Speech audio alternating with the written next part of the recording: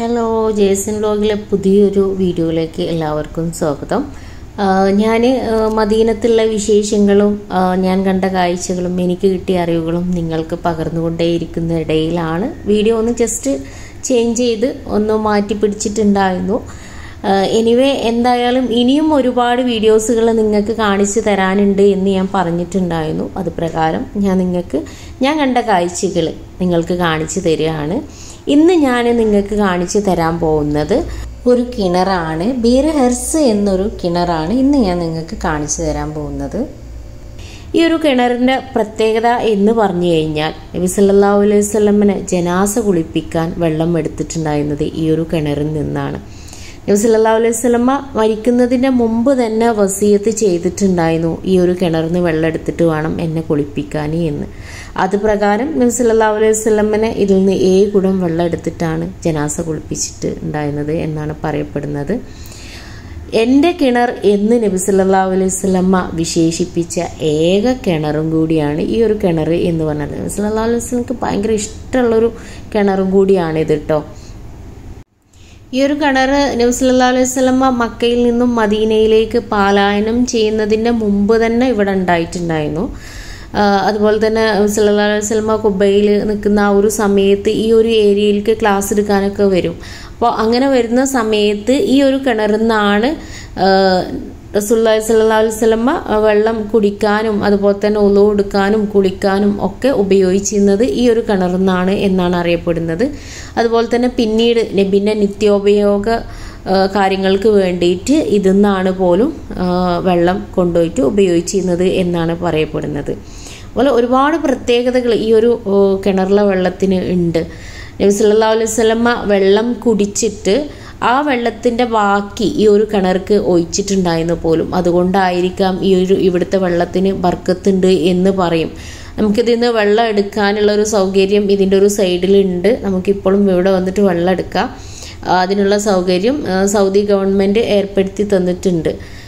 അപ്പോൾ ഈ ഒരു വെള്ളം കുടിച്ചിട്ടുണ്ടെങ്കിൽ രോഗശിഫ ഉണ്ടാവുന്നുണ്ട് എന്നാണ് പറയുന്നത്.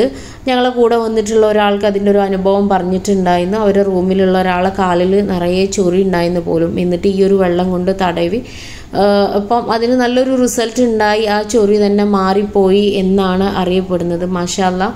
എന്തായാലും അതിന് നമ്മളെ റസൂലുള്ളാഹി സ്വല്ലല്ലാഹു അലൈഹി വസല്ലം അത്രയും ഇഷ്ടപ്പെടണം എന്നുണ്ടെങ്കിലും പിന്നെ ആ ഒരു വെള്ളം കുടിച്ചിട്ട് അതിൻ്റെ ബാക്കി റസൂലുള്ളാഹി സ്വല്ലല്ലാഹു അലൈഹി വസല്ലമൻ്റെ വെള്ളം കുടിച്ചതിൻ്റെ ബാക്കി അതിലുണ്ടെങ്കിൽ അത് കുടിക്കാനുള്ളൊരു ഭാഗ്യം കൂടെയാണ് നമുക്ക് കിട്ടുന്നത്. ആ ഒരു വെള്ളം കുടിച്ചതിൻ്റെ ബാക്കി അതിലുണ്ടെങ്കിൽ എന്തായാലും അതിന് അതിൻ്റെതായിട്ടുള്ളൊരു ബർക്കത്തും കാര്യങ്ങളൊക്കെ ഉണ്ടാവുമല്ലോ.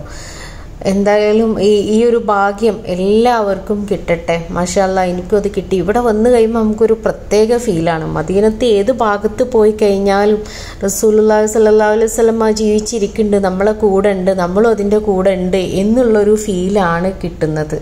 ഈ ഒരു കിണറിൻ്റെ ഉൾഭാഗം വർക്കും കാര്യങ്ങളും നടക്കുന്നത് കാരണം അവിടെ പൂട്ടി വെച്ചിട്ടുണ്ടായിരുന്നു. അപ്പോൾ അതുകൊണ്ട് ഉള്ളിലേക്ക് കയറാൻ പറ്റിയിട്ടില്ല. എന്നാലും ഞാൻ എൻ്റെ കൂടെയുള്ള അവരെ കയ്യിലുള്ളൊരു വീഡിയോ ആണ് ഞാൻ നിങ്ങൾക്ക് കാണിക്കാൻ വേണ്ടിയിട്ട് എടുത്തിട്ടുള്ളത്. ജസ്റ്റ് അതിൻ്റെ ഉള്ളിൽ ഇങ്ങനെയാണ്, കൂടുതലൊന്നും കാണാൻ പറ്റുന്നില്ല.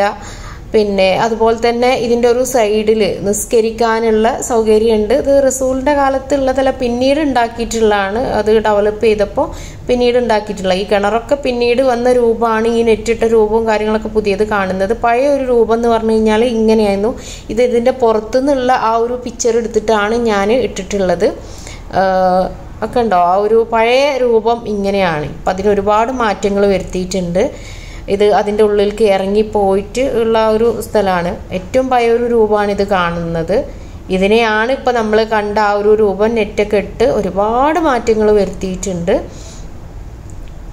അപ്പോൾ എന്തായാലും ഈ ഒരു വീഡിയോ ഞാൻ കണ്ട കാഴ്ചകൾ ഞാൻ നിങ്ങൾക്കും കൂടെ കാണിച്ച് തന്നിട്ടുണ്ട്. എന്തായാലും നിങ്ങൾക്ക് ഈ ഒരു വീഡിയോ ഇഷ്ടപ്പെട്ടിട്ടുണ്ടെങ്കിൽ, ഇത് നിങ്ങൾക്കൊരറിവായി തോന്നിയിട്ടുണ്ടെങ്കിൽ നിങ്ങൾ മറ്റുള്ളവർക്കും കൂടെ ഇത് ഷെയർ ചെയ്യണം. ഞാൻ എപ്പോഴും പറയുന്നത് പോലെ ഒരറിവ് മറ്റുള്ളവർക്ക് പകർന്നു കൊടുക്കുക എന്ന് പറഞ്ഞു കഴിഞ്ഞാൽ അതിൻ്റെ ഒരു പുണ്യം നമുക്കും കൂടെ കിട്ടും.